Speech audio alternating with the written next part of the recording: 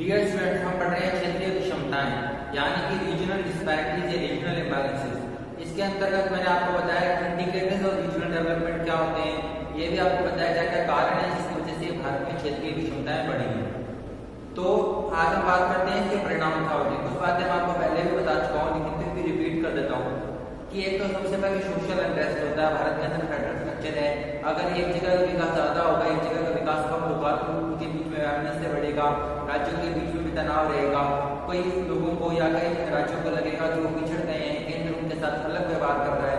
ये समस्या भारत में बहुत ज्यादा देखी जाती है। तो भारत की एकता के लिए आवश्यक है कि रीजनल डिस्पैरिटीज कम से कम हो। के अतिरिक्त एक और समस्या रहती है माइग्रेशन की समस्या। कोविड के टाइम आपने देखा कि महाराष्ट्र, गुजरात जैसे स्टेट से भारी मात्रा में मजदूर पलायन करके गए, यूपी, बिहार एक्सेट्रा। अभी राज्यों में अगर पिछड़ापन था, बैकवर्डनेस थी, इसकी वजह से रोजगार की कमी थी, इस वजह से मजदूरों को एक राज्य से दूसरे राज्य में जाना पड़ा। अगर सब जगह समान विकास हो तो इतना पलायन की समस्या नहीं होगी, सब अपने अपनी जगह में काम पास करेंगे। और अगर इस प्रकार की भविष्य में कोई रास्ते आती भी है तो भी इतनी समस्या माइग्रेशन की नहीं होगी। माइग्रेशन की समस्या जो है ये ज्यादा बढ़ जाती है, खासकर कि जब इस तरह की कैलेमिटी आती है। इसके अलावा अगर राज्य के अंदर भी देखें तो भी जो विषमताएं हैं उसके अंदर आप देखें तो बहुत ज्यादा अर्बनाइजेशन की समस्या आ जाती है, बहुत ज्यादा लोड पड़ जाता है कुछ राज्यों में। तो एक राज्य अगर ज्यादा विकसित है और बाकी कम विकसित है तो वहाँ के लोग वहाँ पलायन करेंगे और वहाँ की सुविधाओं पर भार पड़ेगा, तो इस राज्य के विकास पर भी कई बार इसलिए नकारात्मक प्रभाव डालता है। तो अगर सभी का समान विकास हो तो ये माइग्रेशन की समस्या नहीं होगी, सब में प्रेम भाव रहेगा, काम अच्छा रहेगा और सभी जो अलग अलग राज्यों की अलग अलग विशेषताएं उनका पूरा लाभ भारत उठा पाएगा। इससे भारत का विकास तेज हो जाएगा। तो इसके समाधान के लिए क्या किया जा सकता है? सबसे पहली चीज जो भारत की आजादी के बाद की गई थी वो थी प्लानिंग, यानी कि प्लान डेवलपमेंट की बात की गई, थोड़ा बैलेंस डेवलपमेंट की बात की गई। प्लानिंग कमीशन ने इसके लिए कई प्रोविजन रखे, इसके अंदर फंड ट्रांसफर करने का प्रोविजन रखा कि जो पिछड़े राज्यों को ज्यादा फंड दिया जाता था सेंटर के पूल से। और कई अलग अलग यानी कि जो प्लानिंग कमीशन में जो फाइनेंस कमीशन था वो जो फंड दिया करता था, जो ग्रांट्स वगैरह दिया जाता था, उसके लिए प्रॉपर फॉर्मूला होता था जिसमें कई चीजों को ध्यान में रखा जाता, उसमें राज्य के पिछड़ेपन को भी ध्यान में रखा जाता था, उसकी ज्यादा सहायता करने का प्रयास किया जाता था। उसके बाद प्लानिंग कमीशन जो है बंद हो गया, नीति आयोग है। तो नीति आयोग भी ख्याल अलग तरीके से इस पे काम कर रहा है, कई रिपोर्ट्स लेके आया है जिसमें नॉर्थ ईस्टर्न स्टेट्स है उनके लिए अलग से पॉलिसी और हिमालयन स्टेट्स यानी कि जो पर्वतीय राज्य हैं जो जिनमें कई पिछड़े हुए इलाके हैं उनके विकास के लिए अलग से पॉलिसी की बात की गई है। तो नॉर्थ ईस्ट स्टेट्स हो गए या हिमालयन स्टेट्स हो गए, ट्राइबल एरियाज हो गए, इनके लिए अलग से फंड, या जो आदिवासी एरियाज हैं उनके लिए आदिवासी कल्याण के लिए अलग से फंड। तो इस प्रकार ताकि उनके रिसोर्सेज का फायदा उनको ज्यादा मिल सके। तो प्रधानमंत्री मोदी जी ने भी ये योजना चलाई है। इससे पहले भी जो पिछली सरकारों में भी जो पिछड़े एरियाज हैं उनके अलग अलग विशेष योजना चलाई है। भविष्य में भी इसको आगे रखा जा सकता है कि जो बैकवर्ड एरियाज हैं उनके लिए स्पेशल एक फंड हो, स्पेशल योजना हो, ताकि उनके पर एक फोकस करके उनकी समस्याओं को देखिए कि क्या समस्या है, क्या विकास में बाधाएं हैं और उसका ध्यान रखते हुए स्पेशल स्कीम लॉन्च की जा सकती है। तो ये चीजें पहले से भी ट्राई की गई, हालांकि ये कहीं हद तक कामयाब नहीं हो पाई क्योंकि इम्प्लीमेंटेशन में कई समस्या थी। अगर वो इम्प्लीमेंटेशन की यानी कि क्रियान्वयन की समस्या दूर की जाए तो इस प्रकार की जो स्पेशल स्कीम है, जैसे नॉर्थ ईस्ट के लिए स्पेशल स्कीम स्टार्ट हुई या हिमालयन स्टेट्स के लिए स्पेशल स्कीम स्टार्ट हुई, जो ट्राइबल एरियाज है उनकी माइनिंग को ध्यान में रखते हुए कि उसके लिए अलग से स्कीम स्टार्ट हुई, क्योंकि जहाँ उनके रिसोर्सेज है ट्राइबल एरियाज में माइनिंग होती है उससे जो उनको नुकसान होता है उसकी भरपाई की जा सके, इसलिए एक फंड स्टैब्लिश कर दिया गया। तो इस प्रकार की चीजें की जा सकती हैं। जो पिछड़े इलाके हैं पिछड़े उनके लिए स्पेशल स्कीम या स्पेशल ग्रांट्स की सुविधा दी जाती है। तो पहली चीज तो ये की जाती है। दूसरी चीज है सोशल डेवलपमेंट। देखिए जो कई राज्य पिछड़े हैं, मैंने कारणों में आपको बताया कि वो इसलिए पिछड़े हैं क्योंकि वहां पर सोशल लेवल पे भी पिछड़ापन है, एजुकेशन लेवल पे कमी है, लिटरेसी लेवल लो है, कई प्रकार की उनकी जो कुरीतियां वहां पे ज्यादा है, वहाँ के लोग कम जागरूक हैं। इसका इलाज सबसे मेन तो ये है कि एजुकेशन पॉलिसी इस प्रकार की हो, पूरे देश में बैलेंस डेवलपमेंट की बात हो, लोकल जो लैंग्वेजेस हैं उनको भी प्रमोट किया जाए, उनको भी एक प्लेस दिया जाए ताकि किसी पर्टिकुलर भाषा को एडवांटेज ना मिले केंद्र की नौकरियों में या डेवलपमेंट में।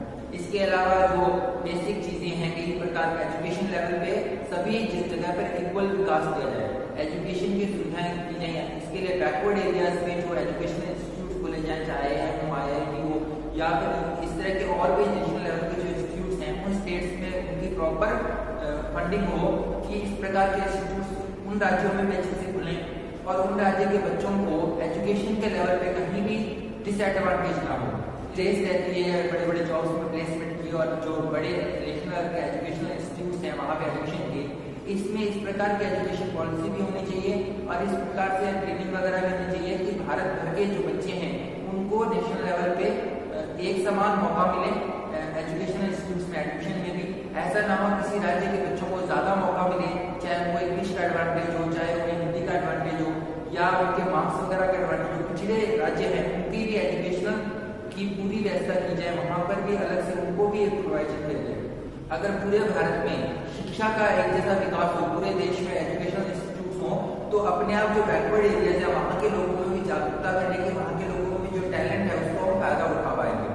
इसके अलावा बैकवर्ड एरियाज में एंटरप्रेन्योरशिप के विकास के लिए भी प्रयास किए जाने चाहिए, जिसके लिए एनजीओ भी प्रयास करती है, सिडबी भी प्रयास करती है, IDBI भी प्रयास करती है। सिडबी जो है खास करके जो छोटी यूनिट्स है, माइक्रो यूनिट्स है बैकवर्ड एरियाज में या फिर बैकवर्ड कम्युनिटीज में, उसके लिए उन्होंने अलग से फंड स्टैब्लिश कर रखा है। इसका भी प्रॉपर डिस्बर्समेंट होना चाहिए ताकि सही ढंग से जो पिछड़े राज्य वहाँ पे उद्यमियों का विकास हो सके। देखिए किसी भी जगह का विकास के लिए सबसे ज्यादा इम्पोर्टेंट क्या है, वहाँ उद्योगिता का एंटरप्रेन्योरशिप का विकास हो। अगर वहाँ पे अच्छे बिजनेसमैन डेवलप होते हैं, वहाँ के लोगों में चेतना जागती है, तो अपने आप उस क्षेत्र का विकास हो सकता है। इसके लिए दो चीजें आती है, एक तो होते हैं इंसेंटिव्स। बैकवर्ड एरियाज में इंडस्ट्रीज स्टैब्लिश करने के लिए गवर्नमेंट को भी इंसेंटिव देने चाहिए, सेंट्रल गवर्नमेंट को भी और स्टेट गवर्नमेंट को भी इंसेंटिव देने चाहिए, तो इंसेंटिव दिए जाने चाहिए। दूसरा उनकी ट्रेनिंग के लिए और जो इंडिजिनस टेक्नोलॉजी है या जो छोटे उद्योग हैं उनको भी ज्यादा विकास करना चाहिए।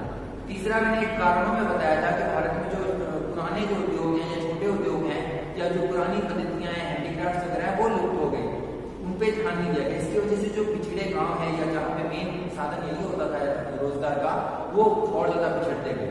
अब जरूरत है उनको रिवाइव करने की ताकि वो आधुनिक तौर पर भी वायबल हो सके, यानी कि मॉडर्न जमाने में भी पुरानी जो पद्धतियां चल रही हैं, पुरानी जो हैंडलूम्स हैं या पुरानी, उनको भी मॉडर्न तरीके से ढाल के उनको भी आगे लाना चाहिए, चाहे एक्सपोर्ट सेक्टर में भी। इससे क्या होगा, जो पिछड़े काम है जहाँ पे मेन ही पुरानी पद्धतियों से काम होता है, वहां पर भी थोड़ा मॉडर्नाइजेशन भी हो जाए और पुरानी पद्धति भी मिल जाए। कई चीजें हैं हमारी, जो इसका एक उदाहरण देना चाहूंगा इस चीज का कि लॉकडाउन के समय ऐसा हुआ था कि बहुत सारे लोगों का रोजगार छिन गया था। उसमें उत्तराखंड के अंदर जो पहाड़ों में लोग रहते हैं उसमें से कई मजदूर थे जो बाहर काम करते थे, उनका काम छिन गया। उसमें से एक व्यक्ति वापस आए उत्तराखंड में और पहाड़ों में रहने लगे। वहाँ पे घास उगती थी जिसमें हर्बल गुण थे, यानी कि औषधीय गुण थे, और उस घास को वो लाने लगे, उसकी कूट के चाय बनाने लगे और चाय पैकेज करके बेचने लगे, जिसमें उनको काफी आमदनी हो गई। उन्होंने एक ग्रुप बना लिया 10-15 लोगों का और 50,000 60,000 हर व्यक्ति उसमें कमाने लग गया।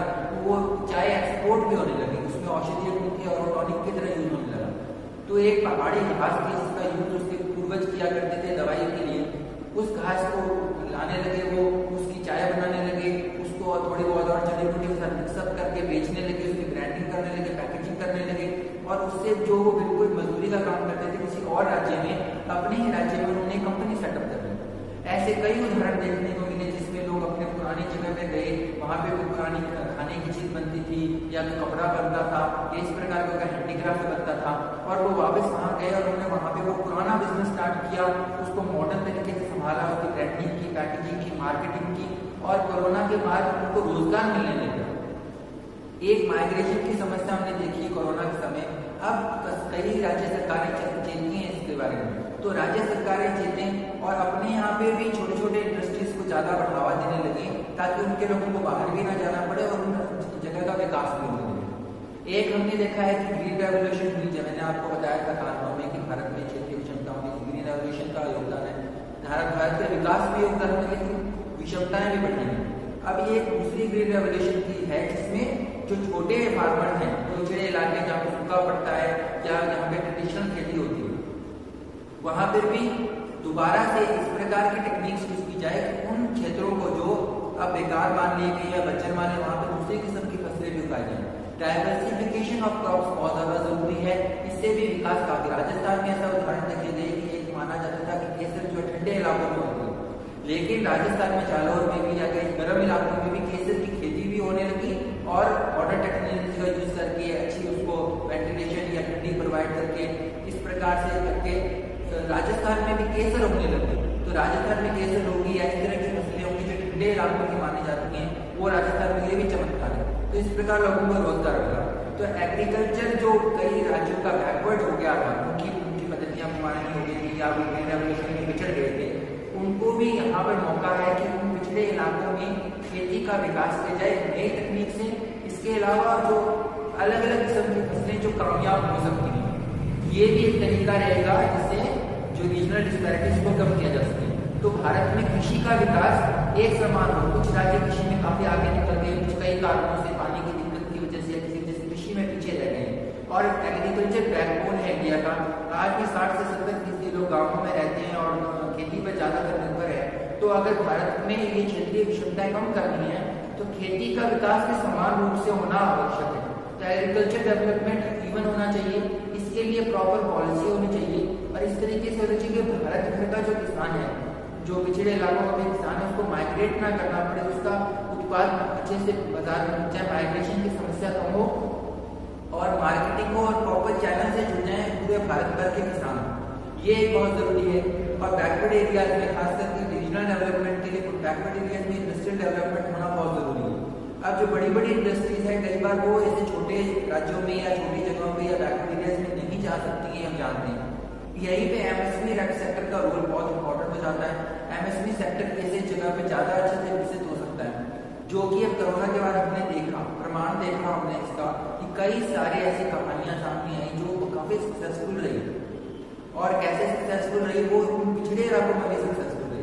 तो ये जरूरी है। तो एक तो सोशल डेवलपमेंट, अगर पिछड़ापन दूर करना है, बैकवर्ड एरियाज दूर करना है तो जेंडर गैप कम करना पड़ेगा, लोगों में अवेयरनेस लानी पड़ेगी, जागरूकता लानी पड़ेगी सेक्स रेशियो सुधारने के लिए। पढ़ाई के प्रति भी ऐसे एरियाज में स्पेशल कैंपेन चलाने पड़ेंगे, उनको शिक्षा मिल सके।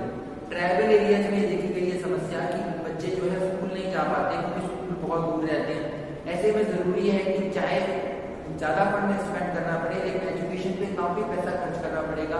जो जीडीपी है किसी भी स्टेट की, उसको अपनी जीडीपी से स्टेट में एजुकेशन पे ज्यादा फंडिंग करनी पड़ेगी, गवर्नमेंट स्कूल्स में ज्यादा फंडिंग करनी पड़ेगी। इससे अगर शिक्षा का विकास होगा तो पिछड़ापन अपने आप दूर हो जाएगा, क्योंकि लोग पढ़े लिखे होंगे तो नई नई चीजें कर पाएंगे, इंडस्ट्री सेट कर पाएंगे, नए इनोवेशन लेके आ पाएंगे। इसके अलावा ज्यादा फोकस करना पड़ेगा छोटे उद्योगों पे, क्योंकि छोटे उद्योग ही पूरे भारत भर में फैले हुए हैं और बैकवर्ड एरियाज का विकास करने में सक्षम है, बड़े उद्योग ऐसा करने में कम सक्षम होते हैं। अब एक चौथी चीज की जा सकती है जो जरूरी है, वो इंफ्रास्ट्रक्चर डेवलपमेंट। अगर बैकवर्ड रीजन का विकास करना है तो वहाँ पे इंफ्रास्ट्रक्चर में इन्वेस्ट करना बहुत जरूरी है। और इंफ्रास्ट्रक्चर में इन्वेस्ट जो है बहुत कम चांसेस रहते हैं कि प्राइवेट सेक्टर इन्वेस्ट करे, क्योंकि जो प्राइवेट सेक्टर प्रॉफिट सकता है बैकवर्ड रीजन में प्रॉफिट्स नहीं मिलते। इसलिए गवर्नमेंट को एक बार बड़ा इन्वेस्टमेंट, ह्यूज इन्वेस्टमेंट करना पड़ेगा, जो कि गवर्नमेंट कर रहा है। चाहे वो पूरे रोड्स कनेक्टिविटी की बात की जाए, क्या पिछले सालों में कई एरियाज में सड़कों का निर्माण काफी तेजी से हुआ है। इसके अलावा अलग प्रकार से वाटरवे से भी कनेक्ट करने का प्रयास किया गया। कुछ ऐसी जगह जहाँ पे जो समुद्र के पास है या वाटरवे से कनेक्टेड है, वहाँ पर वाटरवेज का विकास भी किया जा सकता है। लेकिन जितना ज्यादा इंफ्रास्ट्रक्चर पे पैसा स्पेंड होगा, पहले वो ज्यादा बर्डन की तरह लगेगा, लेकिन जब इंफ्रास्ट्रक्चर पे पैसा ज्यादा स्पेंड होगा तो फ्यूचर में वो पिछड़े इलाके भी आपको बहुत ज्यादा रिटर्न दे सकते हैं। एक पांचवी चीज है जो बहुत इंपॉर्टेंट है, वो है टूरिज्म डेवलपमेंट। एक चीज देखी गई है कि भारत में टूरिज्म डेवलपमेंट पे कुछ भी खर्चा नहीं किया जाता है, बहुत पीछे रखा गया इसको। पिछले कुछ सालों में इनक्रेडिबल इंडिया एक कैंपेन जरूर चला, लेकिन अभी भी टूरिज्म पे उतना ध्यान नहीं दिया गया। टूरिज्म में ये पोटेंशियल है कि कई सारे बैकवर्ड रीजन्स को ये विकसित कर सकती है। इसका एक बड़ा उदाहरण है जैसलमेर। जैसलमेर एक काफी पिछड़ा हुआ इलाका हुआ करता था, मरुस्थलीय है, बॉर्डर का इलाका है, काफी जगहों से कटा हुआ है, मेनलैंड दिल्ली से भी काफी दूर पड़ता है, कई जगह से कनेक्टिविटी भी नहीं थी, रोड कनेक्टिविटी भी नहीं थी। लेकिन टूरिज्म का डेवलपमेंट यहाँ पे हुआ, टूरिज्म का डेवलपमेंट की वजह से पर्यटन के विकास की वजह से बाहर से पर्यटक आने लगे तो आमदनी भी होने लगी और सरकार का ध्यान इस तरफ गया और यहाँ पे विकास होने लगा, डेवलपमेंट होने लगा। अब कई भारत में ऐसे जगह, खास करके नॉर्थ ईस्ट की जगह जहाँ पे बहुत सुंदर लोकेशन है, अगर वहाँ पे दूसरी इंडस्ट्री नहीं फ्लरिश कर सकती, वहाँ पे कमी है इंफ्रास्ट्रक्चर की, अगर वहाँ पे टूरिज्म को बढ़ावा दिया जाए और इस प्रकार से उसको प्रमोट किया जाए, उसकी ब्रांडिंग की जाए, तो वहाँ पे एरिया के विदेशों से टूरिस्ट आएंगे, डोमेस्टिक टूरिस्ट भी ज़्यादा जाएंगे। जब टूरिस्ट वहाँ जाने लगेंगे तो आमदनी के साधन दिखने लगेंगे, आमदनी के साधन दिखने लगेंगे तो प्राइवेट कंपनीज भी वहाँ पे काफ़ी इन्वेस्ट करेंगी और अपने आप उन क्षेत्रों का विकास होने लग जाएगा जो दूसरे मीन से नहीं हो सकता।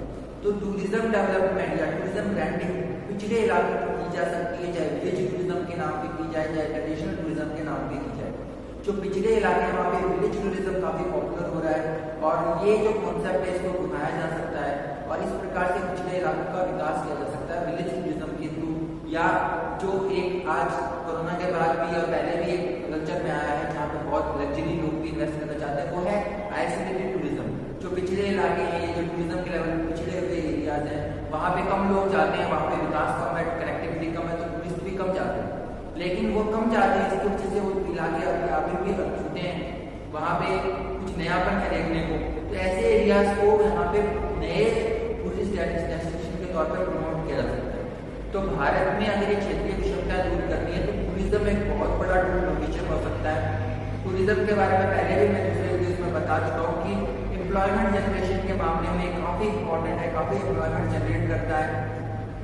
इसमें एक्सपेंडिचर भी कम लगता है, वो भी रेवेन्यू ज़्यादा हो सकती है। तो टूरिज्म पे अगर सरकार फोकस करे तो भारत में रीजनल डिस्पैरिटीज दूर हो सकती है। तो स्पेशल एरिया डेवलपमेंट प्रोग्राम भी स्टार्ट किए जा सकते हैं, जैसे राजस्थान में desert prone area programme start किया था, तो DAP प्रोग्राम या special area development programme start किए जाने चाहिए। भारत में प्रोग्राम किए गए थे, राजस्थान में ऐसे कई एग्जाम्पल है जहाँ पे काफ़ी विकास हुआ। ट्राइबल एरिया डेवलपमेंट प्रोग्राम भी किए जा सकते हैं, ये पहले भी चल रहे हैं, जहाँ पे अच्छे रिजल्ट मिले हैं और भी किए जा सकते हैं। तो कई टूल्स हैं जिसकी वजह से भारत की रीजनल डिस्पैरिटीज कम की जा सकती है। पहला तो था कि गवर्नमेंट फंड ट्रांसफर करे, स्पेशल बैकवर्ड एरियाज को इंसेंटिव्स प्रदान करे। दूसरा था कि वहाँ का एजुकेशन का विकास हो और एंटरप्रेन्योरशिप का विकास हो, इसके लिए ट्रेनिंग इंस्टीट्यूट हो, प्रॉपर एजुकेशन की फैसिलिटी हो। तीसरा एक सोशल डेवलपमेंट हो, वहाँ पे जो दूसरी चीज़ें हैं, चाहे जेंडर गैप है, वहाँ पे इस प्रकार से लोगों में जागरूकता फैलाई जानी चाहिए, चाहे कैंपेन हो, चाहे एडवर्टाइजिंग हो, ताकि वहाँ के लोगों में दूरियां टूटे। तो वो जागरूक होंगे तो अपना विकास होगा। चौथी चीज रीजनल डिस्पैरिटीज के लिए बताई मैंने, वो था टूरिज्म डेवलपमेंट। पांचवी मैंने बताया कि MSME सेक्टर को मजबूत किया जाए, छोटे उद्योगों को इंसेंटिव दिए जाए कि वो पिछड़े इलाकों में जाएंगे। अब एक छठी चीज है फाइनेंशियल इंस्टीट्यूशंस। एक मैंने आपको बताया था कारणों में कि भारत के अंदर विकास इसलिए नहीं हो पाया क्योंकि फाइनेंशियल इंस्टीट्यूशंस जो हैं वो ज्यादातर या तो शहरी क्षेत्र में थे या फिर वो जो फंड देते थे, लोन वगैरह देते थे, तो कोशिश ये करते थे कि ज्यादा से ज्यादा वैसी जगह पर वो इन्वेस्टमेंट प्रोजेक्ट्स को फाइनेंस करें जो डेवलप्ड एरियाज में, क्योंकि उनको लगता था वहाँ पे कामयाबी ज्यादा है। इसके लिए सरकार ने कोशिश भी की, पब्लिक सेक्टर बैंक्स को प्रायोरिटी सेक्टर लैंडिंग के लिए भी मजबूर किया। लेकिन अभी भी जो है अभी भी फाइनेंस नहीं मिलता है पिछले क्षेत्र में। अगर आप कुछ बिजनेस कर रहे हैं तो जल्दी से फाइनेंस नहीं मिलता। इसके लिए भी सरकार एक पॉलिसी ला सकती है, फाइनेंशियल इंस्टीट्यूशंस को वहाँ पर प्रमोट करे, रूरल एरियाज ज़्यादा बैंक्स वगैरह खुले और इस प्रकार से हो कि वहाँ पे सरकार इसके पीछे बैकअप करे, सरकार मोटिवेट करे, सरकार उसकी जिम्मेदारी लेने को तैयार हो, ताकि प्रॉपर फाइनेंस मिल सके पिछले इलाकों में। उनको इंसेंटिव्स मिले, ब्याज में भी छूट मिले, उनको टैक्स सब्सिडी भी मिले, इसको बढ़ाया जाना चाहिए। ये शुरुआती दौर पर काफी बोझ बनता है बैंकों पे, लेकिन अगर देश के विकास को देखना है तो ये काफी भविष्य के लिए बढ़िया रहता है। और ऐसा नहीं है कि बड़े बड़े जो शहरों में जो इंडस्ट्रीज है वहाँ पे कोई एनक्रीज नहीं हो रही, काफी बड़े बड़े जो कंपनीज है वही सबसे ज्यादा पैसा लेकर भागी। तो ऐसा कहीं नहीं है कि छोटे उद्योग पैसा नहीं दे पाएंगे, ये बिल्कुल नहीं है। उनको अगर प्रॉपरली नर्चर किया जाए तो वो भी फंड रिफंड करने में काफी ज्यादा सक्षम है। तो फाइनेंशियल इंस्टीट्यूशंस को लोन प्रोवाइड करना चाहिए, ज्यादा से ज्यादा उनको फेवर करना चाहिए। अब एक चीज है, पॉलिटिकल रीजंस रहे हैं कि भारत में विकास नहीं हो पाया। इसके लिए ज्यादा ट्रांसपेरेंसी आनी चाहिए। जो पिछड़े इलाकों में अक्सर माना जाता है कि भ्रष्टाचार ज्यादा है, लोगों की जागरूकता कम है, वहाँ पे भ्रष्टाचार ज्यादा है। इसके लिए जितना ज्यादा ऑनलाइन सिस्टम हो, जितनी ज्यादा ट्रांसपेरेंसी आए, ऑनेस्टी आए प्रशासन में, इसके लिए सरकार को प्रयास करना चाहिए और जनता को भी जागरूक होना चाहिए। ऐसे नेता चुनने चाहिए, ऐसे पॉलिटिशियन चुनने चाहिए जो उनकी आवाज अच्छे से उठा सके, जो ज्यादा ऑनेस्ट हो। इसके लिए ज्यादा जरूरी है कि ट्रांसपेरेंसी होनी चाहिए। तो रीजनल डिस्पैरिटीज को दूर करने के लिए ट्रांसपेरेंसी का होना भी बहुत ज्यादा जरूरी है। तो ये कुछ चीजें थी जो हम कर सकते हैं जिसकी वजह से हमारी जो देश का विकास हो सकता है और रीजनल डिस्पैरिटीज काफी कम हो सकती है। इंफ्रास्ट्रक्चर डेवलपमेंट उसमें आता है, उसमें एजुकेशन भी आता है। तो सोशल इंफ्रास्ट्रक्चर डेवलप होना चाहिए और इकोनॉमिक लेवल पे भी, इकोनॉमिक ओवरहेड्स पे भी काफी एक्सपेंडिचर होना चाहिए। एक और पॉइंट है जो भी काफी एक प्रैक्टिकल चीज है, वो है पावर जनरेशन। देखिए भारत में विकास के लिए जरूरी है इंफ्रास्ट्रक्चर में आता है पावर। एक और चीज है कि कई ऐसे पिछड़े इलाके हैं जहाँ पे ये समस्या रहती है, लेकिन कई ऐसे पिछड़े इलाके हैं जहाँ पर एक स्कोप भी है। जैसे कि राजस्थान का उदाहरण लिया तो यहाँ पे विंड एनर्जी या अभी तेल के कुएं निकले हैं, गैस रिसोर्सेज निकली है, इन पर भी ज्यादा फोकस किया जाए तो ये काफी एरियाज है, जैसे बाढ़ जैसलमेर का इलाका है, इसका काफी विकास हुआ है इस कारण से। तो सोलर एनर्जी पर यहाँ पे सोलर जो बेकार एरिया है, जो डेजर्ट एरिया है, वहाँ पे सोलर पार्क स्टैब्लिश किए जा सकते हैं। ऐसे एरियाज के इनोवेटिव यूज किए जा सकते हैं। तो जो पिछड़े इलाके हैं जैसे राजस्थान के बॉर्डर एरियाज हैं या राजस्थान का ऐसा इलाका है जो जहाँ थार डेजर्ट है, वहाँ पे कुछ अलग प्रकार के इनोवेशन किए जा सकते हैं। आपने देखा यहाँ पे विंड एनर्जी की वजह से या गैस एनर्जी की वजह से काफी विकास आएगा, ये कंपनियां एस्टैब्लिश होंगी। तो भारत में ऐसे कई जगह हैं जो पिछड़े हुए हैं, लेकिन वहाँ पे काफी स्कोप है पावर जनरेशन का, या बेकार जगह को हम यूज कर सकते हैं नई। तो पारंपरिक तरीकों को छोड़ के उन एरियाज का, उन जगहों पर नए चीजें स्टार्ट की जा सकती हैं, नए प्रोजेक्ट स्टार्ट किए जा सकते हैं, जिससे वहाँ लोकल इकोनॉमी को भी स्ट्रेंथ मिलेगी, इसके साथ साथ हम हमारे देश के विकास में भी हेल्पफुल होगा। इसका उदाहरण जैसलमेर और बाड़मेर एरिया देखा कि ये पिछड़े हुआ करते थे, लेकिन इसके टूरिज्म के अलावा एक और कॉन्ट्रीब्यूशन रहा वो होता है गैस रिसोर्सेज मिली, इसके अलावा विंड मिल्स की वजह से भी ये एरिया काफी तरक्की कर रहा है। तो ये भी एक तरीका था इनोवेटिव मेजर। पिछड़े इलाके हैं जहाँ पे पारंपरिक चीजें फेल हो गई हैं या इंडस्ट्रीज कम स्टैब्लिश हो रही हैं या खेती की संभावना कम है, वहां पर हम नई चीजें कर सकते हैं, उस चीज को या उस जगह को समझना। अब एक फाइनल चीज कहना चाहता हूँ कि हर राज्य की अलग अलग विशेषताएं हैं, चाहे टूरिज्म हो, चाहे इंफ्रास्ट्रक्चर की बात हो, चाहे कोई इंडस्ट्री की बात हो, और बहुत सी जगह पर हम उनका पूरा फायदा नहीं उठा पाए। तो रीजनल डेवलपमेंट के लिए जरूरी है कि इनोवेशन होना और पारंपरिक चीजों को भी बढ़ावा देना, इस तरह मॉडर्न टेक्नोलॉजी का यूज करके नए विचारों को पनपने देना, एंटरप्रेन्योरशिप